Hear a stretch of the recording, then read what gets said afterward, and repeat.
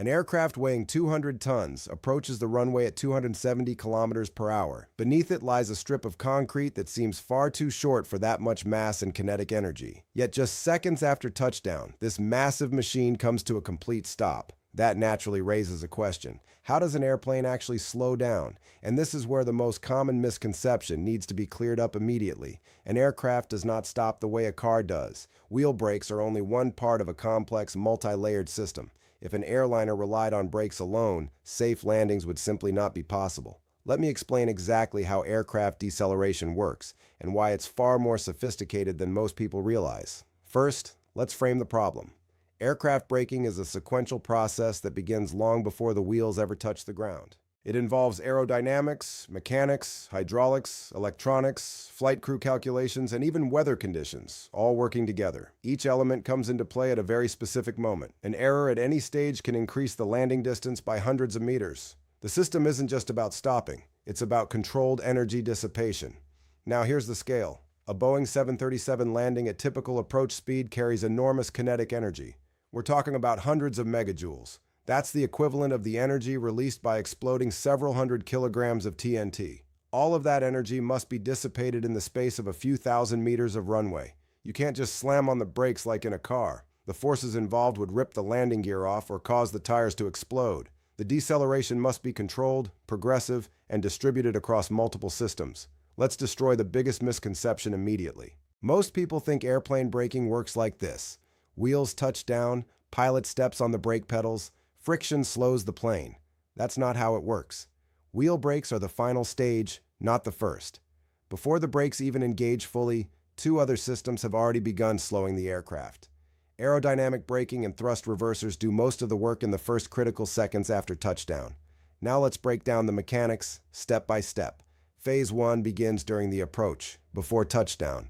Pilots deploy flaps. These movable wing surfaces increase lift at low speeds, allowing the aircraft to descend in a controlled manner without stalling. But flaps also dramatically increase drag. The aircraft is already shedding speed while still in the air, long before touching the runway. This is intentional. The lower the touchdown speed, the shorter the stopping distance. Everything that follows depends on this initial speed reduction. Phase 2 begins the instant the main wheels contact the runway. At that moment, the wheels aren't spinning. They're stationary. Within fractions of a second, they accelerate from zero to match the aircraft's speed, typically around 150 to 250 kilometers per hour. The tires experience enormous stress. They heat up instantly. Aircraft tires are engineered to withstand this. They're filled with nitrogen, not regular air, to reduce the risk of thermal expansion and combustion during heavy braking. Immediately after touchdown, spoilers deploy. These are panels on the upper surface of the wings that pop up, disrupting the smooth airflow. Their primary function is not to slow the aircraft directly, it's to destroy lift. As long as the wing generates lift, part of the aircraft's weight is still being carried aerodynamically, not by the wheels. That reduces the normal force on the landing gear, which reduces the effectiveness of wheel braking. Spoilers kill the lift, forcing the aircraft's full weight onto the wheels. This maximizes brake friction and sets the stage for mechanical deceleration. Phase 3, thrust reversers. If you've ever heard that deep roar after an aircraft lands, that's thrust reversers activating. Jet engines produce thrust by accelerating air rearward. Thrust reversers redirect that exhaust forward and outward, creating a braking force. On a dry runway, reversers can contribute up to 30 to 40% of the total deceleration in the first few seconds after touchdown, but their effectiveness drops rapidly as speed decreases. At low speeds, reversers provide minimal benefit. They're most useful immediately after touchdown when the aircraft is still moving fast. On contaminated or slippery runways, thrust reversers become critical. When traction is reduced, wheel brakes lose effectiveness because the tires can't grip the surface. But thrust reversers don't depend on tire friction.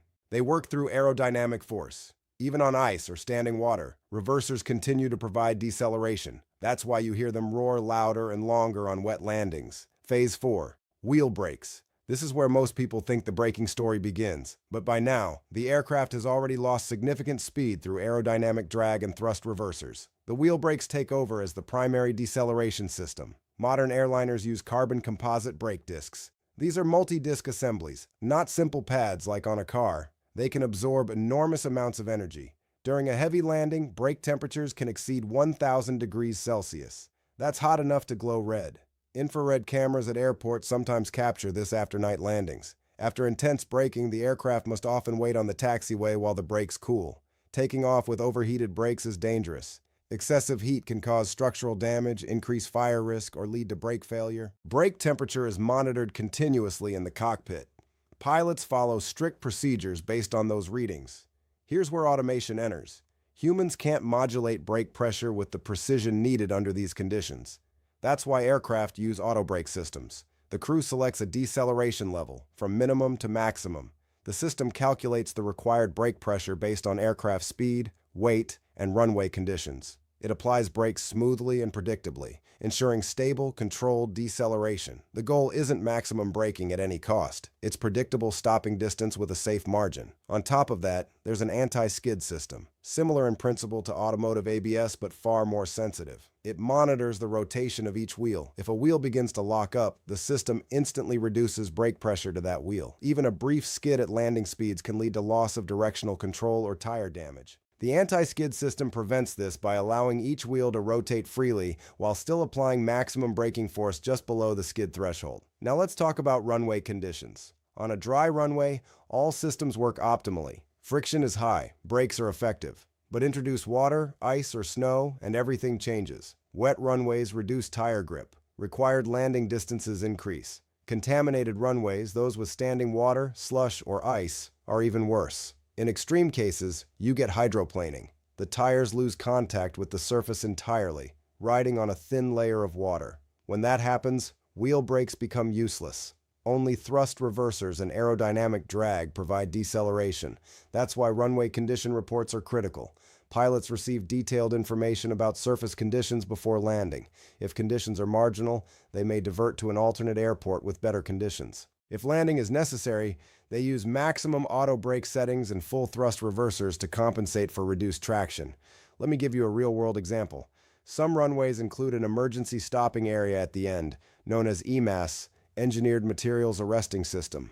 It's a bed of crushable concrete blocks. If an aircraft overruns the runway, it sinks into the EMAS, which collapses under the weight, rapidly decelerating the aircraft without catastrophic structural damage. It's a last resort safety net, but it has saved lives in runway overrun incidents. Here's the key point.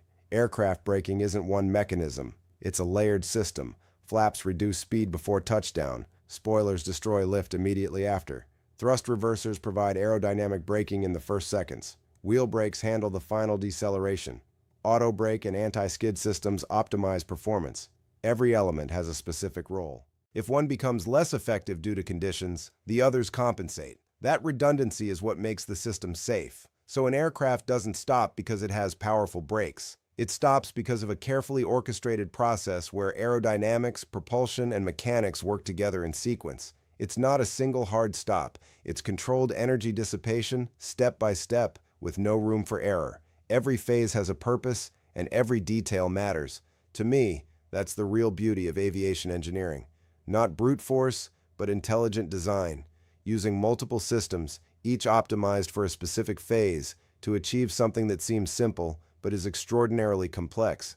Now, if you've ever wondered why aircraft tires don't explode on landing despite going from 0 to 250 kilometers per hour in a fraction of a second, I've covered that in another video. There's another dimension worth understanding: the regulatory requirements. Aviation authorities mandate minimum performance standards for braking systems. Aircraft must demonstrate that they can stop within a specified distance under various conditions: dry runway, wet runway, with all systems working and with certain systems failed. These tests are conducted during certification. If an aircraft can't meet the standards, it doesn't get certified. There's also pilot training. Every commercial pilot practices rejected takeoffs and emergency stops in simulators. They learn how auto brake modes work, when to select maximum braking, and how to recognize brake overheating. They practice on simulated contaminated runways where braking effectiveness is reduced.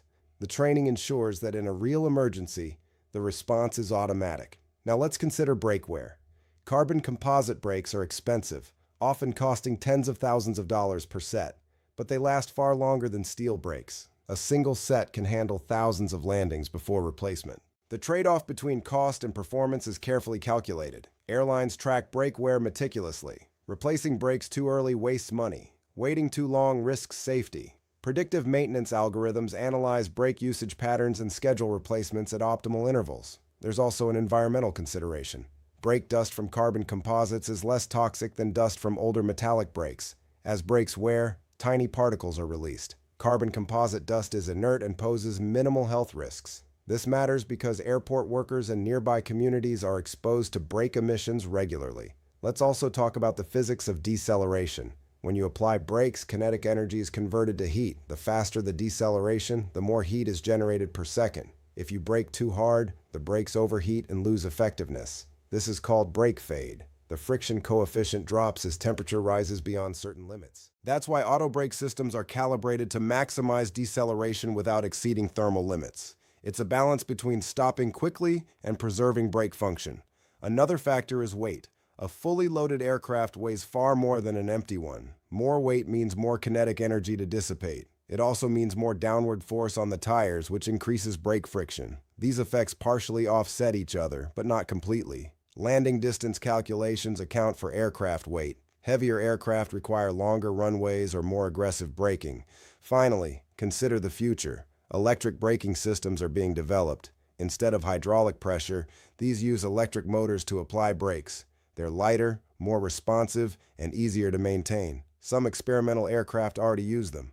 As technology advances, braking systems will become even more efficient and reliable. But the fundamental principles, layered redundancy, controlled energy dissipation, and automation, will remain.